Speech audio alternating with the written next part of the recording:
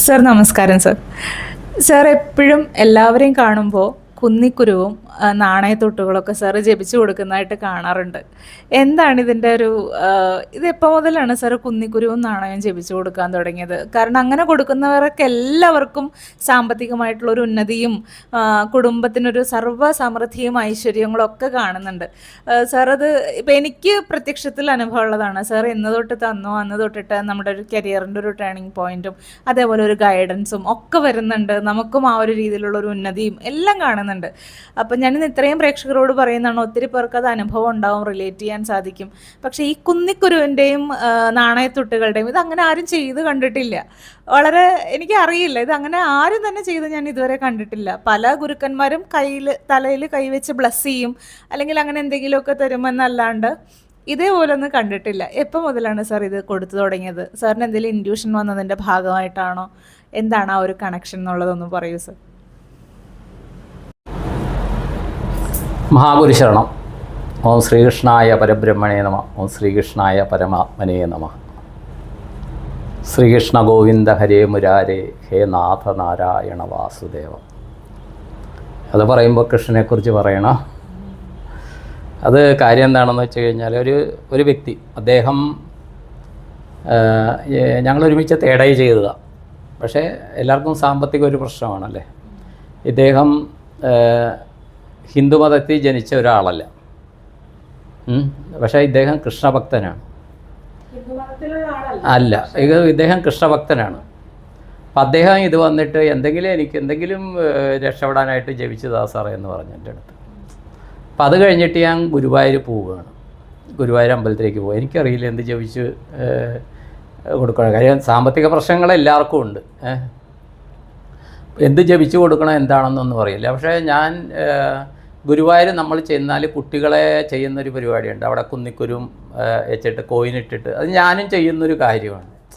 അതിട്ടിട്ട് ഇങ്ങനെ നമ്മൾ ഇത് ചെയ്യും, വെറുതെ ഇത് കോരിയിടും, അത് ചെയ്യും. അപ്പോൾ അവിടെ ചെന്നിട്ട് ഞാൻ വടക്ക് വശത്ത് നമ്മൾ ചീട്ടെഴുതുന്ന വടക്ക് വശത്ത് എന്ന് പറഞ്ഞാൽ ശരിക്കും ശങ്കരാചാര്യരെ ഗുരുവായൂരപ്പൻ ദർശനം കൊടുത്ത് ശങ്കരാചാര്യർ താഴോട്ട് വന്നൊരു സ്ഥലമുണ്ട്. അമ്പലത്തിൻ്റെ വടക്ക് പടിഞ്ഞാറേ മൂലയായിട്ട് പറയും.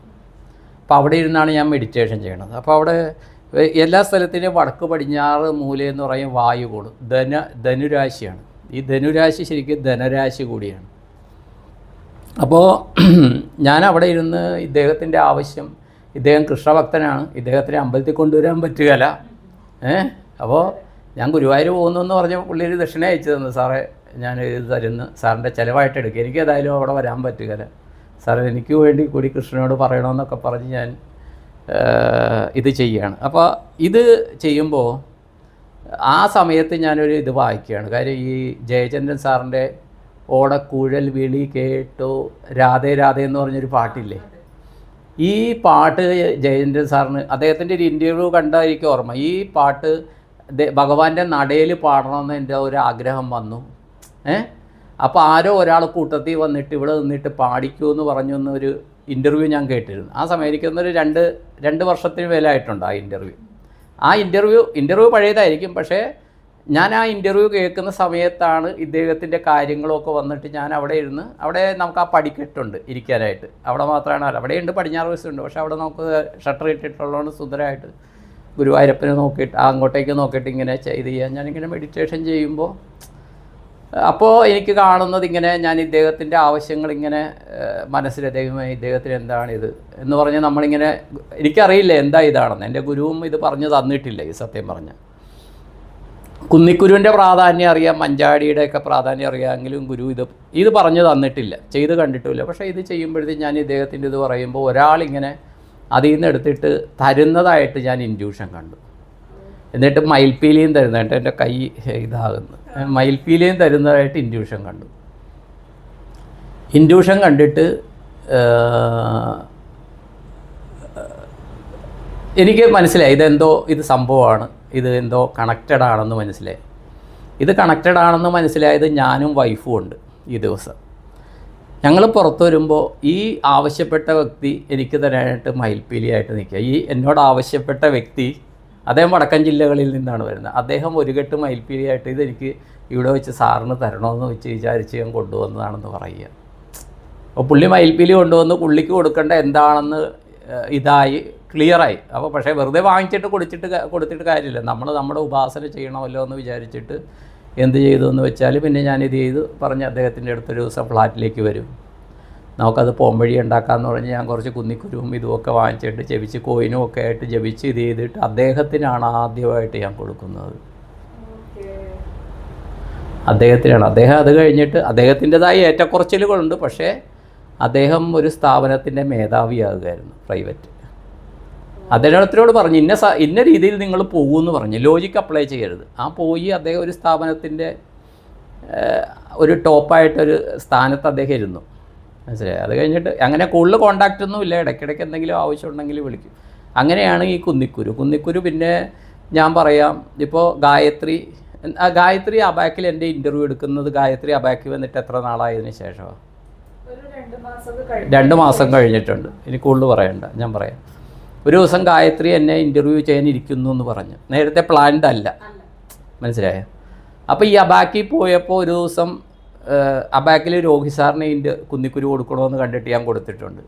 രോഹി സാറ് ലോജിക്കായിട്ട് തിങ്ക് ചെയ്യുന്ന ഒരാളാണ്. പക്ഷേ ഞാൻ ഇന്ന് ഇൻ്റർവ്യൂ ചെയ്യുന്നുണ്ടെങ്കിൽ എനിക്ക് കടപ്പാട് രോഹി സാറിനോടാണ്. ഞാൻ ഇത്രയും കാര്യം എന്താണ് എനിക്ക് മറക്കാൻ പറ്റില്ല. ബാങ്കിങ്ങിൻ്റെ ചെയ്യണം, ഞാൻ ക്യാഷായിട്ട് പോയി. എനിക്ക് ബാങ്കിനെക്കുറിച്ച് ആൾക്കാരോട് പറയണം. കാര്യം ആൾക്കാർ ബാങ്കിങ് സേവനം പ്രത്യേകിച്ച് ഇപ്പോഴത്തെ കേന്ദ്ര സർക്കാർ കൊണ്ടുവരുന്ന പദ്ധതി, മുൻ കേന്ദ്ര സർക്കാരും കൊണ്ടുവന്നിരുന്നു, പക്ഷേ അത് നന്നായിട്ട് മാർക്കറ്റ് ചെയ്യുന്ന ഇദ്ദേഹം. ഇപ്പോൾ മൻമോഹൻ സിംഗ് സാറ് മനസ്സിൽ വിചാരിച്ച് ഇംപ്ലിമെൻ്റ് ചെയ്ത് പലതും മോഡി സാറ് നല്ല രീതിയിൽ മാർക്കറ്റ് ചെയ്യുന്നത്, അത് സമ്മതിച്ചേ പറ്റുള്ളൂ. അപ്പോൾ അതിനെക്കുറിച്ച് ആൾക്കാരെ അറിയിക്കണം, എത്ര ഈസിയാണ് ബാങ്കിങ് എന്ന് ആൾക്കാരെ അറിയിക്കണമെന്ന് വിചാരിച്ചുകൊണ്ട് ചെന്നത് അദ്ദേഹം ഫ്രീ ആയിട്ട് ചെയ്തതാണ്. അത് കഴിഞ്ഞിട്ടാണ് നമ്മൾ സമയങ്ങളെക്കുറിച്ച് പറഞ്ഞിട്ടാണ് ശരീശ്വരൻ്റെ ഇത് വരുന്നത്. അപ്പോൾ ഞാൻ പറഞ്ഞു ഞാൻ കുന്നിക്കുരു തരട്ടെ രോഗി സാറേ എന്ന് ചോദിച്ചു. അപ്പോൾ തരാൻ പറഞ്ഞ അദ്ദേഹത്തിന് അവിടെ വെച്ച് ഞാൻ അപ്പുറത്തെ ഇതുണ്ടല്ലോ അവിടെ വെച്ച് കുന്നിക്കുരു കൊടുത്തു. പിന്നെ അവിടെ വെച്ച് രണ്ടാമത് വരുന്ന ഗായത്രിയായിട്ട് ഇൻ്റർവ്യൂവിന് ഇരിക്കുകയാണ്. അപ്പോൾ എൻ്റെ അടുത്ത് എപ്പോഴും കുന്നിക്കുരു വേറെ ചില സാധനങ്ങൾ ഞാൻ കൊണ്ടുപോകും. ചിലയിടത്ത് ചില സോൾ ആക്ഷൻസ് ഒക്കെ ഉള്ളതുകൊണ്ട് ചില സാധനങ്ങൾ ഞാനിങ്ങനെ കൊണ്ടുപോകും. അപ്പോൾ അവിടെ വെച്ചിട്ട് അത് കഴിയുമ്പോൾ ഞാൻ ഗായത്രിയോട്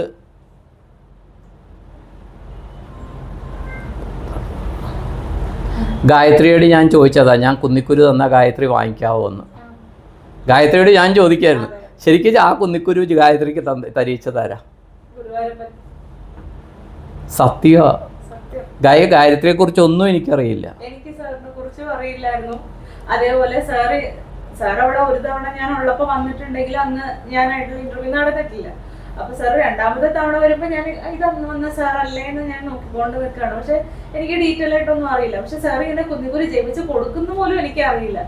സാറാണ് എന്നോട് ഇങ്ങോട്ട് പറഞ്ഞത് ബ്ലസ് ചെയ്യണം എന്ന് പറഞ്ഞ് ഞാൻ ഇന്റർവ്യൂ കഴിഞ്ഞപ്പോൾ സാറിന്റെ പാദ നമസ്കാരം ചെയ്തപ്പോൾ സാർ പറഞ്ഞ് ഇരിക്കും ഇപ്പൊ വരാന്ന് പറഞ്ഞിട്ട് സാർ എന്നെ ബ്ലസ് ചെയ്തിട്ട് പോയത്.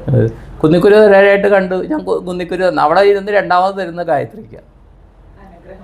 അന്ന് എന്തുകൊണ്ടോ കുന്നിക്കുരു എൻ്റെ കയ്യിലുണ്ടായിരുന്നു. ഗായത്രിക്ക് തരട്ടെ എന്ന് ചോദിച്ചു, ഗായത്രിക്ക് തന്നു. എനിക്ക് തോന്നുന്നു അത് ശേഷം ഗുരുവായൂരപ്പൻ കൈപിടിച്ച് നടത്തി. ഞാൻ കുന്നിക്കുരു തന്നെങ്കിൽ കൊണ്ടു നടക്കണ ഗുരുവായൂരപ്പനാണ്. അതിനകത്ത് രണ്ടാണ്. ഒന്ന് കുന്നിക്കുരു. ഈ കുന്നിക്കുരു അപ്പോൾ രസമുണ്ട്. ചിലർ പറയുന്നുണ്ട് ഈ കുന്നിക്കുരു ഇപ്പോൾ ഗായത്രി ഇത് ചെയ്തിട്ട് ചിലപ്പോൾ നമ്മൾ തത്വമസിലൊക്കെ വന്നപ്പോഴത്തേക്കും ചിലർ സാറേ ഞങ്ങൾക്കും കുന്നിക്കുരു വേണം, എത്ര രൂപ വേണമെന്ന് ചോദിച്ചിട്ട് അനുവിന് എന്ന് പറഞ്ഞാൽ എൻ്റെ ഫോൺ ഡൈവേർട്ട് ചെയ്തിട്ട് അനുവാണ് എടുക്കണം. ഞാൻ എടുത്തില്ലെങ്കിൽ അനുവായിരിക്കും ഫോൺ എടുക്കുക. അപ്പോൾ അനുവിൻ്റെ അടുത്ത് ചോദിച്ചിട്ടുണ്ട് പൈസാറിൻ്റെ കയ്യിൽ നിന്ന് കുന്നിക്കുരു കിട്ടാനായിട്ട് എത്ര രൂപ കൊടുക്കണമെന്ന്. അപ്പോൾ ഞാൻ ചോദിച്ചത് എന്താ ആൾക്കാർ ചോദിക്കണം. അപ്പോഴാണ് പറയണത് ഇന്നലെ 2-3 ഇങ്ങനെ അത് ചിലർ ചരടൊക്കെ ജപിച്ച് കൊടുക്കുമ്പോൾ 100 രൂപ 200 രൂപ എന്ന് പറയില്ലേ. ഞാൻ പറയട്ടെ, ഞാൻ മനസ്സ് നിറഞ്ഞാണ് തരുന്നത്. ഞാൻ മനസ്സ് നിറഞ്ഞ കാര്യം എൻ്റെ ഒരു സന്തോഷമാണ് അത്. അങ്ങനെ എന്താണ് ഗുരുവായൂരപ്പൻ എൻ്റെ ഗുരുവിൻ്റെ എൻ്റെ തിരുമേനി ബ്രഹ്മശ്രീ, അദ്ദേഹത്തിൻ്റെ പേരും കൃഷ്ണൻ എന്നാണ്, ബ്രഹ്മശ്രീ കൃഷ്ണൻ പ്രാന്തി തിരുമേനിയുടെ അനുഗ്രഹത്താൽ ഞാൻ വളരെ സന്തോഷത്തോടെയാണ് കൈ നിറച്ചാണ് കൊടുക്കുന്നത്. കൈ നിറച്ച് കുന്നിക്കുരുവും കാണും, മഞ്ചാടി. ഈ കുന്നിക്കുരു എന്ന് പറഞ്ഞാൽ ഇപ്പോൾ കൃഷ്ണൻ എന്ന് പറയുന്നുണ്ട്. ഈ കൃഷ്ണൻ എന്ന് പറയുന്നത് കറുത്തതാണ് അല്ലേ. ആ കുന്നിക്കുരുവിൻ്റെ ഒരു ഭാഗം കറുപ്പാണ്, ഒരു ഭാഗം ചുമലയാണ്. ഈ ചുമല ആരുടെ പ്രതീകമാണ്? ദേവിയുടെ പ്രതീകമാണ്. 2 മഞ്ചാടിക്കുരു കൊടുക്കുന്നുണ്ട്. മഞ്ചാടി ചുമലയാണ്. ഈ മഞ്ചാടിക്കുരുവും ഞാൻ കൊടുത്തിരുന്നു.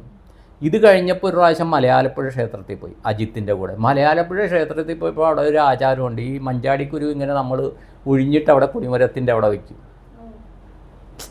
എനിക്കറിയില്ലായിരുന്നു. കാര്യം ദേവിയുടെ ഇതാണ്. ഈ കൃഷ്ണൻ ശരിക്കും മഹാമായായിട്ട് കണക്റ്റഡാണ്, അറിയാമല്ലോ. ഈ കംസൻ 8ാമത്തെ കുട്ടി പെൺകുട്ടിയാണെന്നും പറഞ്ഞ് ഇത് ചെയ്യുന്നത് മായയാണ്, ശരിക്കത് മഹാമായയാണ്. ആ മഹാമായയായിട്ട് കണക്റ്റഡാണ് കൃഷ്ണൻ. ഇതിൻ്റെ വേറൊരു ശാസ്ത്രീയമായിട്ട് പറഞ്ഞാൽ നമ്മുടെ എല്ലാം അഗ്നിഗോളമായിട്ട് പിന്നെ തമോഗർത്തമാണ്. ഇപ്പോൾ എന്ത് ചെയ്യുമ്പോഴും നമ്മൾ കൃഷ്ണാർപ്പണ വസ്തു എന്ന് പറയും. എല്ലാം പറയുന്നുണ്ട്, ബ്ലാക്ക് ഹോളിലേക്കാണ് നമ്മുടെ പോക്ക്. ഈ കൃഷ്ണാർപ്പണ വസ്തു എന്ന് പറഞ്ഞാൽ ശരിക്കും ശാസ്ത്രീയമായിട്ട് ചിന്തിച്ച് കഴിഞ്ഞാൽ പണ്ട് ആൾക്കാർ പറഞ്ഞത് വെച്ച് ബ്ലാക്ക് ഹോൾ, കൃഷ്ണൻ എന്ന് പറയുന്ന ബ്ലാക്ക് ഹോളിലേക്കാണ് നമ്മൾ പോക്ക്. അതുകൊണ്ടാണ് കൃഷ്ണൻ അർജുനെ വിരാട് സ്വരൂപം കാണിക്കുന്നത്. ലാസ്റ്റ് നിങ്ങളെല്ലാം ഈ ഒരു യൂണിവേഴ്സിലേക്ക് വന്ന് ചേരുന്നു. യൂണിവേഴ്സിൻ്റെ അതിനകത്ത് അവിടെ കുരുക്ഷേത്ര യുദ്ധത്തിലുള്ള അർജുനും അവിടെയുണ്ട്. കൃഷ്ണൻ്റെ മുമ്പിൽ നിൽക്കുന്ന അർജുനും ആ വിരാട് സ്വരൂപത്തിലുണ്ട്. അതിലേക്കാണ് നമ്മൾ പോക്ക്. അപ്പോൾ ഈ ഒരു ഭാഗത്ത് ബ്ലാക്ക് എനർജി, ഒരു ഭാഗത്ത് ചുമല എനർജിയാണ്. അപ്പോൾ ഇതിലെന്താണെന്ന് വെച്ചാൽ ഇപ്പോൾ യിങ് യാങ് തിയറിയൊക്കെ പറയുന്നുണ്ടല്ലേ. ഡാർക്ക് മാറ്റർ എന്ന് പറയുന്നത് വേറൊരു ഇതായിരിക്കും. യിങ് യാങ് തിയറി പറയുന്നുണ്ട്, വെളുപ്പും കറുപ്പും. ഇതിൻ്റെ വേറൊരു വേർഷനാണ് ഈ കുന്നിക്കുരു. അതുമേൽ ഞാൻ ഉപാസന ചെയ്ത് ഇത് ചെയ്തിട്ടാണ് അത് തരുന്നത്. അതാണ് എനർജി. എനിക്കും അറിയില്ലായിരുന്നു, ആദ്യം കൊടുത്ത ആ വ്യക്തിക്കാണ്. മനസ്സിലായി ഇതെങ്ങനെയാണ് എന്താണ്. അപ്പോൾ എനിക്ക് തോന്നുന്നത് വെറുതെ എനിക്ക് കിട്ടുമ്പോഴത്തേക്കും അവിടുത്തെ ഇതിൽ നിന്ന് എടുത്ത ഒരാൾ കൊണ്ടുവന്ന് തരുന്നതായിട്ടാണ് ഞാൻ കണ്ടത്. എൻ്റെ തോന്നലുകളായിരിക്കാം, അല്ലെങ്കിൽ ഇതായിരിക്കാം. പക്ഷേ ഒരാൾ കൊണ്ടുവന്ന് തരുന്നതും അത് കഴിഞ്ഞ് മയിൽപ്പീലി തരുന്നതും കണ്ടു. ആ സമയത്ത് ഈ ആവശ്യം പറഞ്ഞ ആൾ, സാറേ എൻ്റെ സാമ്പത്തിക ഇതിന് വേണ്ടിയിട്ട് എന്നെ ഇത് ചെയ്യണമെന്ന് പറഞ്ഞ ആൾ മയിൽപ്പീലി കൈ വെച്ചിട്ടുണ്ട്. അതാണ് ഞാൻ പറയുന്നത്, നിങ്ങൾ വാങ്ങിച്ച മയിൽപ്പീലി 2ഓ 5ഓ മയിൽപ്പീലി വെക്കാൻ പറയണത്. ചിലപ്പോൾ ആരെങ്കിലും എനിക്ക് മയിൽപ്പീലി തന്നാൽ അത് ഞാൻ കൊടുക്കാറുണ്ട്. ഇല്ലെങ്കിൽ പറയും നിങ്ങൾ വാങ്ങിച്ചിട്ട് 2ഓ 5ഓ മയിൽപ്പീലി വെക്കാൻ പറയും. കാര്യം മയിൽപ്പീലി എന്ന് പറഞ്ഞാൽ ഏതാളും ജാതിമതഭേദമന്യേ നോക്കിയിരിക്കുന്ന ഒരു സാധനമാണ്. മയിലും മയിൽപ്പീലി, ആന, കടൽ എന്നുള്ള പറഞ്ഞാൽ ഈ മയിൽപ്പീലി ഒരു സുന്ദരമായൊരു സാധനം, ഒരു പോസിറ്റീവ്. നമ്മൾ എത്ര ഇതാണെന്ന് വെച്ചിരുന്നാൾ, എത്ര ഒരു മയിൽപ്പീലി കണ്ടാൽ നമുക്കൊരു സന്തോഷം വരും. പിന്നെ ഈ വടക്കെല്ലാം പോയി കഴിഞ്ഞാൽ ചില സൂഫികളും ചെയ്യുന്നുണ്ട്, ഈ മയിൽപ്പീലി ഇത് ചെയ്തിട്ട് ഒഴിയുന്നൊരു പരിപാടിയുണ്ട്. അപ്പോൾ ആ ഒരു പോസിറ്റീവിനെ നമ്മളിലേക്ക് ഇത് ചെയ്യാനായിട്ട് മയിൽപ്പീലിക്ക് കഴിവുണ്ട്. അപ്പോൾ അങ്ങനെ കൊടുക്കുമ്പോൾ ഇങ്ങനെ ഇൻഡ്യൂഷൻ കിട്ടിയിട്ടാണ് ഇത് ചെയ്യുന്നത്. പിന്നെ ഒരു കാര്യം ഞാൻ പറയാം, ഒരു കമൻറ്റ് വന്നിരുന്നു, ആത്മീയത വിൽക്കുകയാണോ എന്ന്. ഞാൻ അതും കൂടി ഇത് പറയാം. ഇതുപോലെ ഇത് കൊടുക്കുമ്പോൾ പോലും ഞാൻ കാശ് പറയാം, ഉണ്ടെങ്കിൽ തരിക. ചിലരുടെ ഞാൻ വാങ്ങിക്കില്ല. ഇപ്പോൾ ചിലരുടെ കാര്യത്തിൽ ഇവരുടെ ദക്ഷിണ വാങ്ങിക്കാത്തതുണ്ടെങ്കിൽ ഞാൻ ആദ്യമേ അങ്ങോട്ട് കുന്നിക്കുരു കൊടുക്കും. ദക്ഷിണ ചിലരുടെ വാങ്ങിക്കാൻ തന്നെ നമുക്ക് വിഷമം തോന്നും. പക്ഷേ ദക്ഷിണ എന്താണെന്ന് വെച്ചാൽ കാർമിക് റിലേറ്റഡ്. ദക്ഷിണ നമ്മൾ എന്തുകൊണ്ട് കൊടുക്കണമെന്ന് പറയണമെന്ന് വെച്ചാൽ നമ്മുടെ കാർമികം പോകണമെന്നാണ്. കാർമികം ആദ്യം ബാധിക്കണം നമ്മുടെ സാമ്പത്തികത്തിലാണ്. അത് നമ്മൾ കൊടുക്കണം. അത് ദക്ഷിണയുടെ നമുക്ക് വേറൊരു സബ്ജക്റ്റ് ചെയ്യാം, അത് ഡീപ്പ് സബ്ജക്റ്റാണ്. അപ്പോൾ മിക്കവർക്കും ഇപ്പോൾ തിരുവനന്തപുരത്ത് ബ്ലെസ്സിങ്ങിന് വന്നപ്പോൾ ഒരു ഫാമിലി, അമ്മയും 2 മക്കളും വന്നു. ഭയങ്കര ഇവർ കൈ കാശ് പിടിച്ചിട്ടുണ്ട്. എനിക്ക് തരാനാണെന്നും എനിക്കറിയാം. അപ്പോൾ ബ്ലസ് ചെയ്യുമ്പോൾ ബ്ലസ് ചെയ്ത് കഴിഞ്ഞ് തരാമെന്നാണ് വെച്ചിരിക്കുന്നത്. ഞാൻ ഇത് ചെയ്തോണ്ടേ എന്നാ കുന്നിക്കുരു എന്ന് പറഞ്ഞ് ഇവർക്ക് 3 പേർക്കും ഒറ്റയടിക്കും കുന്നിക്കുരു കൊടുക്കും. സാറേ ദക്ഷിണ, ഞാൻ പറഞ്ഞില്ല, കുന്നിക്കുരു തന്നു കഴിഞ്ഞ് ദക്ഷിണ കൊടുത്താൽ പിന്നെ ചേഞ്ച് തന്ന പോലെയാവും. സത്യവാദ നമ്മൾ പിന്നെ ആ എനർജി ഇങ്ങോട്ട് വാങ്ങിച്ച പോലെ ഇരിക്കും. നമ്മളൊരു സന്തോഷത്തോടെ കൊടുക്കണത്. അങ്ങനെയൊക്കെ ചെയ്തിട്ടുണ്ട്. ഇത് വിശ്വാസമുള്ളവരിൽ ജാതി മത ഭേദമന്യേ വർക്ക് ചെയ്തിട്ടുണ്ട്.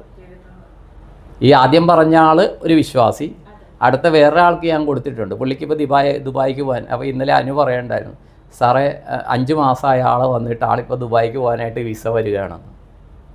ടാക്സി ചോദിച്ചുകൊണ്ടിരുന്ന ആളാണ്. ഇദ്ദേഹത്തിന് നിങ്ങൾക്ക് വിശ്വാസം ഉണ്ടോ എന്ന് ചോദിച്ചു. നിങ്ങളുടെ ഇതനുസരിച്ചിട്ട് നിങ്ങൾക്ക് വിശ്വാസമുണ്ടോ, വേണമെങ്കിൽ ചെയ്താൽ മതി. നിങ്ങളുടെ വിശ്വാസം ഒന്നും ഹരിക്കുന്ന കാര്യമല്ല ഞാൻ ചെയ്യണത്. നിങ്ങൾക്ക് വേണമെങ്കിൽ. പക്ഷേ ഈ കുന്നിക്കുരു മയിൽപ്പീലിയൊക്കെ കൊണ്ടുപോയി വയ്ക്കുമ്പോഴത്തേക്കും ചിലർക്ക് ഇതായിട്ട് തോന്നും, ഏതോ ഒരു മതത്തിൻ്റെ. ഇപ്പോൾ കാവ്യ എടുത്തു കഴിഞ്ഞാൽ ഏതോ മതത്തിൻ്റെയാണെന്നോ. കാവ്യ ഒരു മതത്തിൻ്റെയല്ല. ഹിന്ദു എന്ന് പറഞ്ഞൊരു മതമില്ല, ആൾക്കാർ മനസ്സിലാക്കുന്നില്ല. നമ്മൾ വിഗ്രഹം ഇതൊക്കെ നമ്മുടെ ജീവിത രീതി വേറെയാണെന്നുള്ളതേ ഉള്ളൂ. പക്ഷേ നമ്മൾ ജാതി സമ്പ്രദായങ്ങളാണ് നമ്മുടെ ഇതിലുള്ളത്. ആരോട് ചോദിച്ചില്ല സാറേ അത് ഇതാണെന്ന് പറയും. പക്ഷേ ഇതിൽ വേറൊരു കാര്യം, ഇപ്പോൾ കുന്നിക്കുരു കൊടുത്തു കഴിഞ്ഞാൽ ചിലർ ദക്ഷിണ തരുമ്പോൾ ഞാൻ പറയണ്ട, അതിൽ നിന്നൊരു പിടി എടുത്ത് തരണം അമ്പലത്തിൽ ഇടുമ്പോൾ. പക്ഷേ അതൊന്നും ആരും പ്രവർത്തിക്കുന്നില്ല. കാര്യം ആര് തന്നോ ആ ആൾക്കും കൊടുക്കാനുള്ള ഗ്രാറ്റിറ്റ്യൂഡ് കാണണം, എങ്കിലേ ആ എനർജി വർക്ക് ചെയ്യുള്ളൂ. അതുപോലെ പറയുന്നുണ്ട്, കുന്നിക്കുരു തന്നു കഴിഞ്ഞാൽ ആദ്യം 1 മാസം നിങ്ങൾ ഇട്ടുകൊണ്ടിരിക്കും. അത് കഴിഞ്ഞിട്ടേ അത് അമ്പലങ്ങളിൽ ഇത് ചെയ്യാനായിട്ട്. പക്ഷേ അത് ചില്ലറ എടുക്കരുത്. അതുപോലെ തന്നെ വേറെ പച്ചക്കറി വാങ്ങിക്കാൻ ആ സ്കൂളിൽ പോകുമ്പോഴത്തേക്ക് ST കൊടുക്കാനൊന്നും എടുക്കരുത്. നമ്മൾ ആത്മീയമായിട്ടുള്ള കാര്യങ്ങൾക്ക് മാത്രം അത് യൂസ് ചെയ്യുക, ഇത് യൂസ് ചെയ്യുക. വിദേശത്തുള്ളവരും കൊണ്ടുപോയിട്ടുണ്ട്. വിദേശത്തുള്ളവർ കൊണ്ടുപോയിട്ട് ചിലർ കോയിൻ കൊണ്ടുവന്ന് തരും, സാറേ ഇത് ജപിച്ചത്. അപ്പോൾ ഞാൻ ഇവിടുത്തെ കോയിനുമായിട്ട്, കാര്യം ഇവിടെ വാല്യൂ ഉള്ളത് ഇവിടുത്തെ കോയിനല്ലേ, അപ്പോൾ ഇവിടുത്തെ കോയിനും അതും കൂടി ചേർത്ത് അവർക്ക് കൊടുക്കും. അവിടെയും വർക്ക് ചെയ്യുന്നുണ്ട്. വിദേശത്തും കൊണ്ടുപോയ ആൾക്കാരുണ്ട്. പിന്നെ ഇതിൽ മെയിൻ ഒരു കാര്യമുണ്ട്, പൈസ ഇങ്ങനെ തരുന്നുണ്ട്, ഗായത്രി സുനിൽ വ്ളോഗ്സ് വന്നിട്ടുണ്ട്, അന്നാ ഒന്ന് ചെയ്തു നോക്കാം, ഇപ്പോൾ ഒത്താലൊത്ത് എന്ന് പറഞ്ഞിട്ട് അത് നോക്കണ്ട. നിങ്ങൾക്ക് രക്ഷപ്പെടണമെന്ന് തീവ്രമായിട്ട് ആഗ്രഹമുണ്ട്, തീവ്രമായിട്ട് യൂണിവേഴ്സിൻ്റെ എനർജിയിൽ വിശ്വാസമുണ്ട്. ആ യൂണിവേഴ്സിൻ്റെ എനർജിയുടെ ഒരു ഭാഗമാണ് കുന്നിക്കുരു. അത് തീർച്ചയായിട്ടും വർക്ക് ചെയ്യും. അതിന് കടപ്പാട് ഇങ്ങനെയൊക്കെ ഈ ഒരു ഇതിലേക്ക് വളർത്തിയ എൻ്റെ ഗുരുവായ കൃഷ്ണയമ്പ്രാന്തിരി തിരുമേനി ഈ ഒരു അത്ഭുതം ഇത് എനിക്ക് എന്താണ് എന്നിലേക്ക് തോന്നലായിട്ട് ഒരു സ്വപ്നദർശനമായിട്ട് തന്ന ഗുരുവായൂരപ്പൻ. അതാണ് ഗുരുവായൂരപ്പ ശരണം.